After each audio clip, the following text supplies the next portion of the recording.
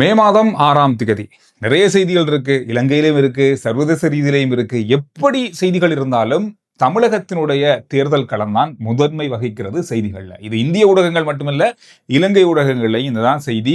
என்ன நடக்குதுன்றத இறுதி வரைக்கும் இன்னும் தெரிஞ்சு கொள்ள முடியாம இருக்கு. என்ன நடக்கும்ன்றது நிமிடத்துக்கு நிமிடம் மாறிக்கொண்டே இருக்கு. கேள்விகளுக்கான பதில்கள் எல்லாமே தலைகளாக மாறிக்கொண்டிருக்கு. எதிர்பார்ப்புகள் மாறிக்கொண்டிருக்கு. நினைக்காதெல்லாம் நடந்து கொண்டிருக்கு. இந்த மாதிரியான பல விஷயங்கள் இருக்கு. நம்முடைய தேர்தல் இந்த முடிவுகள் பார்க்கின்ற இந்த காலகட்டத்துக்குள்ள இவ்வளவு காலத்தில் நடந்த இலங்கையா இருக்கட்டும், இந்தியா சர்வதேச ரீதியாகட்டும், எந்த தேர்தல் களமும் இந்த அளவுக்கு ஆர்வத்தை ஏற்படுத்தியதில்லை. ஒரு இறுதிப் போட்டி, ஒரு உலகக்கிண்ண கிரிக்கெட் போட்டியினுடைய இறுதிப் போட்டியை பார்க்கறத விட சுவாரஸ்யமா தான் இருக்கு. இது அந்த அளவுக்கு இருக்கு. இது தமிழகத்தில் இருக்கவங்களுக்கு எப்படி இருக்குன்னு யோசிச்சு பாருங்க. நமக்கே இந்த அளவுக்கு இருக்குன்னா அங்க இருக்கிறவங்களுடைய நிலைமை எப்படி இருக்குன்னு யோசிச்சு பாருங்க. அந்த அளவுக்கு பரபரப்பா இருக்கு. இப்ப இரவு 7 மணி 15 நிமிடம் வரைக்குமான தகவல்களின் அடிப்படையில இந்திய ஊடகங்களுடைய செய்திகள் அடிப்படையில வரப்பட்ட சுருக்கத்தை பார்த்துட்டு இன்றைய நாளுக்கான செய்திக்கு போகலாம். தமிழக வெற்றி கழக தலைவரும் அரசியல் பிரமுகர்களும் ஆளுநரை இன்று மாலையில சந்திச்சிருந்தாங்க. இது ஒரு அரை மணித்தியால கூட்டமாக நடந்தது. இந்த கூட்டத்துல ஆளுநர் இந்த நாளைக்கு நடக்க போற விஜயுடைய நாளைக்கு நடக்க போற முதலமைச்சர் பதவியேற்புக்கான அங்கீகாரத்தை வழங்குவார் அப்படின்னு சொல்லி எதிர்பார்க்கப்பட்டது. ஆனால் அது இன்னும் வழங்கப்படாமல் இருப்பதும் பெரும்பான்மையை நிரூபிக்கும் பட்சத்துல பதவியேற்புக்கு அழைக்கப்படும் என்ற மாதிரியான தகவல்களை அவர் குறிப்பிட்டிருப்பதாக இப்ப செய்திகள் வெளியாக இருக்கு. இது ஒரு அரிதான நிகழ்வாக நகர்வாக பார்க்கப்படுது. கடந்த காலங்கள்ல ரெண்டு கட்சிகளுமே பிரதானமான தமிழ்நாட்டினுடைய ரெண்டு கட்சிகளுமே தங்களுக்கு பெரும்பான்மையை நிரூபிக்காத பட்சத்துல கூட ஆனால் அதிகளவான வாக்குகளை பெற்றிருக்காங்க, அதிகான தொகுதிகளை வென்றிருக்காங்க. ஆனால் 118 என்ற பெரும்பான்மையை எட்டாத நிலையில கூட பதவியேற்பு நிகழ்வுகள் நடந்திருக்கு. அது ஆளுநருடைய பொறுப்பு. இப்போ சொல்லப்போனா ஆளுநர் தான் இதனுடைய அத்தனை விடயங்களுக்கும் பொறுப்பானவர். அவருடைய முடிவு தான் அடுத்தடுத்து வரப்போற நிகழ்வுகளாக இருக்கும். அதுதான் இப்போது நடந்து கொண்டிருக்கிறது. எனவே ஆளுநர் அதற்கான ஏற்பாடுகளை இன்னும் முடிக்கல, பெரும்பான்மையை நிறுவிங்கன்ற மாதிரியான தகவல்களை வெளியிட்டிருப்பதாக சொல்லப்படுது. ஆளுநர் இந்த மாதிரி முடிவுகளை எடுப்பது இது ஒரு அரிதான நிகழ்வாக பார்க்கப்படுது. நேரு விளையாட்டரங்குல, உலக விளையாட்டரங்குல நாளைக்கு 11 மணிக்கு தமிழக வெற்றி கழக தலைவர் விஜய் அவர்கள் முதல்வராக பதவியேற்கான நிகழ்வுகள் பிரம்மாண்டமா நடந்து கொண்டிருக்கு. இது நடக்குமா இல்லையான்ற கேள்வி இப்பொழுது எழுந்திருக்கிறது. 50% இருக்குன்னு சொல்லப்படுது. காரணம்னு சொன்னா அரசியல்ல எது வேணாலும் மாறலாம், எதுவும் நடக்கும். இந்த இரவு நேரத்திலேயே எல்லாமே சரியாக வாய்ப்புகள் இருக்கு என்ற ஒரு எதிர்பார்ப்பு தான் அங்க இருக்கக்கூடிய, இன்னும் உறுதி செய்யப்படல. இந்த நேரத்துல காங்கிரஸ் கட்சி மிகப்பெரிய அளவான ஒரு வேலையை இன்றைய நாளில் செஞ்சிருக்காங்க. அதாவது திமுகவோடு இருந்த தங்களுடைய அரசியல் உறவை முற்றுமுழுதாக முறித்து கொண்டு அந்த கட்சியிலிருந்து முழுமையாக வெளியேறி தமிழக வெற்றி கழகத்திற்கு தங்களுடைய ஆதரவை தெரிவித்திருக்காங்க. அவங்களோட 5 பகுதிகள் இருக்கு. அந்த 5 ஆசனங்கள் அவங்கள்ட்ட இருக்கு. இப்பொழுது 113ஆக தமிழக வெற்றி கழகத்தினுடைய ஆசனங்கள் அதிகரிச்சிருக்கு. ஆனாலும் 118, 19ஆக இருக்க வேண்டும். இது தொடர்பாக இப்பொழுது பேசப்படுது. இதுல இன்னும் ஒரு முக்கியமான திருப்பமும் அதனுடைய பதிலும் சற்று நேரத்துக்கு முதல்ல வந்திருக்கு. அதிமுக இந்த கட்சியினுடைய ஆதரவு தமிழக வெற்றி கழகத்துக்கு இருக்கு. அவங்களுக்கிடையான பேச்சுவார்த்தைகள் உயர்மட்ட தரப்புக்கான பேச்சுவார்த்தை, 2 தரப்புக்கான பேச்சுவார்த்தைகள் நடந்ததாக சொல்லப்பட்டாலும் 2 தரப்பு அதுல பிரிந்து தமிழக வெற்றி கழகத்துக்கு ஆதரவு வழங்குவதாக ஒரு பகுதி அறிவிக்க போறாங்க என்ற மாதிரியான கூட்டங்கள் இன்று மதிய வேளையில தான் நடந்து கொண்டிருந்தது. ஆனால் மாலை வேளையில சற்று நேரத்துக்கு முன்பு வந்த செய்தியில அதிமுக தமிழக வெற்றி கழகத்துக்கு ஆதரவு வழங்காது என்ற தகவலை வெளியிட்டிருக்காங்க. அப்படி வந்த செய்தியில எந்த விதமான உண்மையும் இல்லை அப்படின்ற மாதிரியான தகவலை வெளியிட்டிருக்காங்க. அவங்க முற்று முழுதாக அதுல இருந்து ஒதுங்கிட்டாங்க. இப்ப நடக்க போற விடயம், இனி வரப்போற சிறுபான்மை கட்சிகள், காங்கிரஸ் கட்சி இப்பொழுது இணைஞ்சிட்டாங்க. அதுக்கு பிறகு கம்யூனிஸ்ட் கட்சிகள் இருக்காங்க. இந்த மாதிரி முக்கியமான சின்ன சின்ன கட்சிகள் இருக்காங்க. இந்த கட்சிகளோடு இணைந்து தமிழக வெற்றி கழகம் ஆட்சி அமைப்பதற்கு இந்த முனைப்பு காட்டுவாங்க. இனிதான் நடக்க போகுதுன்ற தகவல்கள் இப்பொழுது வெளியாகி இருக்கிறது. 1976ஆம் ஆண்டுக்கு பிறகு தமிழக அரசியல் வரலாற்றுல ஆளுநர் மாளிகைக்கு ஒரு தேர்தல் முடிஞ்சதுக்கு பிறகு அதிமுக திமுகவை தாண்டி இன்றைக்கு ஒரு முதல்வராக போறவர் சென்றது இதுதான் முதல் தடவைன்னு சொல்லப்படுது. காரணம் 2 கட்சியும் தான் மாறி மாறி ஆட்சி செய்தாங்க. 2 கட்சியும் தான் ஒவ்வொரு காலகட்டத்துக்குள்ளேயும் மாறி மாறி பெரும்பான்மையை பெற்றாங்க. ஒரு புதிய கட்சி இந்த 2 கட்சியையும் விட்டு மிகப்பெரிய அளவான பெரும்பான்மையை பெற்று முதல் தடவையாக ஆளுநர் மாளிகைக்கு இன்றைய நாள்ல போயிருக்காங்க. இது தமிழக அரசியல் வரலாற்றுல முதல் முறை என்ற சாதனை பதிவாகி இருக்கு. இது எப்படி இருந்தாலும் நாளைக்கு பதவியேற்பு நடக்குமா இல்லையா என்றுதான் இப்ப இருக்கிற மிகப்பெரிய கேள்வியே.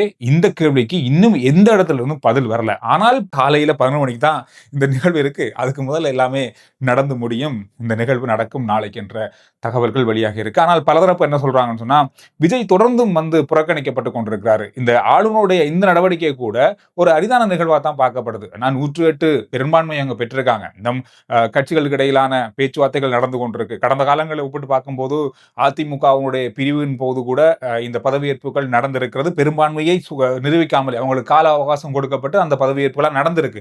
இந்த மாதிரி நிறைய விஷயங்கள்ல நடந்திருக்கு. இது ஒரு அரிதான நிகழ்வாக இது பார்க்கப்படுது. அவருடைய நகர்வு இந்த மாதிரி இருக்கு அப்படின்ற மாதிரி சொல்லப்படுது. நீங்க என்ன நினைக்கிறீங்கன்றத கருத்துக்களை சொல்லுங்க.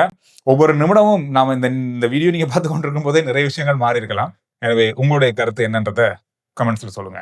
அமெரிக்கா முன்வைத்திருக்கின்ற திட்டங்களை ஈரான் ஏற்றுக்கொண்டால் போரும் அவங்களுக்கு எதிராக விதிக்கப்பட்டிருக்கின்ற பொருளாதார தடைகளும் நீக்கப்படும் என்ற தகவலை டொனால்ட் ட்ரம்ப் அவர்கள் குறிப்பிட்டிருக்காரு. அப்படி இல்லைன்னு சொன்னா அவர்கள் மீது குண்டு மழை பொழியப்படும் அல்லது குண்டு தாக்குதல் நடத்தப்படும் என்ற வலிமையான அவருடைய எச்சரிக்கையையும் விடுத்து அவர் சமூக வலைதள பக்கத்துல ஒரு பதிவிட்டிருக்காரு. பெரிய அளவா இப்பொழுது சர்வதேச செய்தியில பேசப்படுற விஷயம்னு சொன்னா, அமெரிக்கா இப்பொழுது ஈரான் விடுத்திருக்கின்ற நிபந்தனைகளுக்கு கிட்டத்தட்ட ஒத்து போயிருக்கிறது. ஈரான் ஒத்து போகல, அமெரிக்கா ஒத்து போயிருக்கிறது என்ற தகவல்கள் இப்பொழுது வெளியாக இருக்கிறது. ஹோர்முஸ் கால்வாயில அமெரிக்கா கொண்டு வந்திருந்த ஃப்ரீடம் ஆபரேஷனை விலக்கி இருக்காங்க. இப்பொழுது கப்பல்கள் சுதந்திரமாக பயணிக்கக்கூடிய வாய்ப்பை உருவாக்கி இருப்பதாக சொல்லப்பட்டிருக்கு. ஈரான் உத்தியோகபூர்வமாக அறிவிச்சிருக்காங்க கப்பல்கள் சுதந்திரமாக போகலாம். அதற்கு புதிதாக ஒரு இணையதளம் அதை கட்டுப்படுத்துறதுக்கோ அதை பதிவு செய்யறதுக்கான இணையதளம் ஒன்று உருவாக்கப்பட்டு கொண்டிருக்கிறது. அது மிக விரைவில் வரும் அந்த நடைமுறைன்னு சொல்லியிருக்காங்க. இந்த நடைமுறையை ஒட்டி இதுதான் ஹோர்முஸ் கால்வாயை விடுவீங்க, நாங்க ஒப்பந்தத்துக்கு வாரம், பேச்சுவார்த்தைக்கு வாரம் என்ற மாதிரி ஈரான் சொல்லியிருந்தாங்க. அதை இணங்கி இப்பொழுது அமெரிக்கா இதை நடத்தி இருக்காங்க என்ற மாதிரி சொல்லப்படுது. இதோடு இன்னும் ஒரு பெரிய கோரிக்கை, இந்த யுரேனியம் செறிவூட்டல், அணு ஆயுதம் தயாரிக்கிறது, இந்த மாதிரி விஷயங்களை பிறகு பேசிக்கொள்வோம். இப்ப இந்த பொருளாதார தடை, இந்த மாதிரியான தடைகள், கப்பல் தடை, போக்குவரத்து தடை, கடற்படை தடை, இந்த மாதிரியான விஷயங்களை அகற்றிட்டு ஒரு பேச்சுவார்த்தைக்கான ஒப்பந்தத்துக்கு கொண்டு வரும், போரை முழுமையாக முடிக்கிறதுக்கான ஒப்பந்தத்துக்கு கொண்டு வரும், அதுக்கு பிறகு அணு ஆயுதம் பற்றி பேசுவோம் என்ற மாதிரி ஈரான் அமெரிக்காட்ட ஒரு நிபந்தனை வச்சாங்க. அதுக்கு இப்பொழுது அமெரிக்கா கிட்டத்தட்ட இணங்கியிருக்கு போல தெரியுது என்ற ஒரு தகவல்கள் இப்பொழுது வெளியாகி கொண்டிருக்கு. காரணம் நிறைய இருக்கு. அதுல மிக முக்கியமான காரணம், உலக சந்தையில கட்டுப்படுத்த முடியாத அளவான எரிபொருள் விலை ஏறிக்கொண்டே இருக்கு. இதுல அதிகமா பாதிக்கப்படுறது அமெரிக்கா. அமெரிக்கா என்னதான் பெரிய அளவான எண்ணெய் சேமிப்பை வைத்திருந்தாலும், எண்ணெய் உற்பத்தியை செய்து கொண்டிருந்தாலும், அங்கு எண்ணெய் விலையை கட்டுப்படுத்த முடியாமல் தடுமாறுகிறது அமெரிக்கா. மக்கள் மத்தியில பாரிய வரலாறு காணாத அளவு எரிபொருள் விலை ஏற்றம் கண்டிருக்கிறது. $4.50 அதிகமாக எரிபொருள் விலை அதிகரித்திருக்கிறது. இதன் காரணமாக அந்த இடத்தை மக்கள் மத்தியில சமாளிக்க முடியாம இருக்கு. அந்த விஷயத்துல கட்டுப்பாட்டை கொண்டு வரணும்ன்றதுல அமெரிக்கா முனைப்பு காட்டுறாங்க. அதனால அமெரிக்கா கொஞ்சம் இறங்கி போற மாதிரியே இருக்கு என்றது இப்பொழுது சர்வதேச ரீதியில பேசப்படுகின்ற மிக முக்கியமான விஷயமாக மாறி இருக்கு. ஹோர்முஸ் கால்வாய் வழியாக இப்பொழுது கப்பல்கள் செல்ல ஆரம்பிக்கப்பட்டுள்ளதால எண்ணெய் விலை மிக பாரிய அளவில் இன்றைய நாள்ல குறைஞ்சிருக்கு. ஒரு நல்ல விஷயம்னு சொல்லப்படுது. என்னதான் எண்ணெய் விலை இந்த போர் இன்றைக்கே முடிவுக்கு வந்தாலும், இந்த ஒப்பந்தம் செய்யப்பட்டாலும் கூட இந்த விலைகளை கட்டுப்படுத்துறதுக்கோ அல்லது விலைகளை சரிப்படுத்துறதுக்கு கிட்டத்தட்ட 6 முதல் 1 வருஷ காலம் எடுக்கும்னு சொல்றாங்க. இதுதான் கணிப்பே. மத்திய கிழக்கு நாடு இதால பெரிய அளவா பாதிக்கப்பட்டிருக்கு. சவுதி அரேபியாவுடைய வரவு செலவு திட்ட கணக்குல கிட்டத்தட்ட 125 பில்லியன் ரியால்கள் குறைவு ஏற்பட்டிருக்கிறது. அந்த பாதிப்பு ஏற்பட்டிருக்கிறது. அமெரிக்க டாலர்ல பார்த்தா 33 பில்லியன் அமெரிக்க டாலர்கள். ஆமாடியோ, பெரிய தொகை இந்த 3 மாத காலத்துல அவங்களுக்கு இழப்பு அல்லது பாதிப்பு ஏற்பட்டிருப்பதாக சொல்லப்பட்டிருக்கு. அதனால நிறைய தொழில்துறை, வேலை செய்யற மக்களுடைய சம்பளம், இந்த மாதிரி பெரிய இழப்புகளை சந்தித்திருப்பதாக சொல்லப்பட்டிருக்கு. இதுக்கு எல்லாத்துக்குமே ஒரு முடிவு கட்டுவதற்காக இந்த நடவடிக்கை இப்பொழுது மிக விரைவாக 2 நாடுகளுக்கும் இடையில எடுக்கப்பட்டு வருது. முன்னாள் அமைச்சர் எரிசக்தி அமைச்சர், இந்த அரசாங்கத்தினுடைய அமைச்சரும் கூட, எம்பிபி அரசாங்கத்தினுடைய அமைச்சரும் கூட, குமார ஜெயக்கொடி அவர்களுக்கு எதிராக லஞ்ச ஊழல் ஆணைக்குழு தாக்கல் செய்த வழக்கு வருகின்ற ஜூன் மாதம் 17ஆம் தேதி எடுத்துக்கொள்ளப்படுகிறது நீதிமன்றத்தில் என்ற தகவலை இன்றைய நாளில் அறிவிச்சிருக்காங்க. அதாவது ஒரு கடந்த 2 கிழமைக்கு முதல்ல அமைச்சு பதவியிலிருந்து பதவி விலகி இருந்தாரு.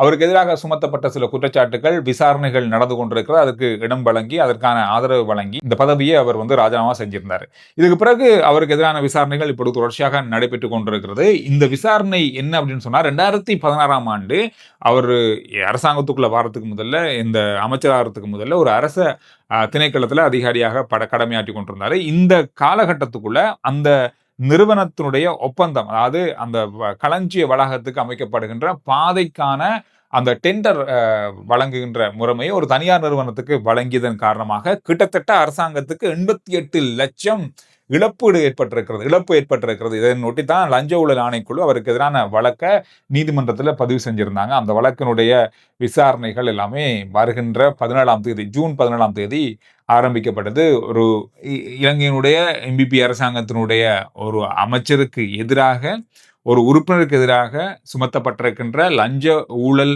வழக்கு முதல் வழக்காக இது பார்க்கப்படுது.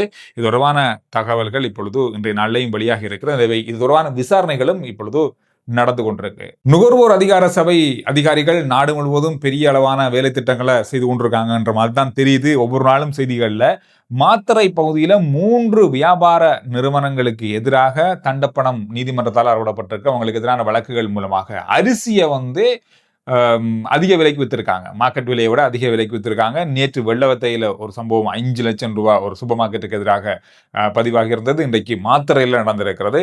இந்த மாதிரி நாடு முழுவதும் பல இடங்கள்ல அரிசியை அதிக விலைக்கு விற்கிறது, தண்ணி போத்தல் அதிக விலைக்கு விற்கிறாங்க. இது ரெண்டும் இல்லை, நிறைய இருக்கு. ஆனால் நமக்கு அதை கண்டுபிடிச்சு கொள்ள முடியாம இருக்கு.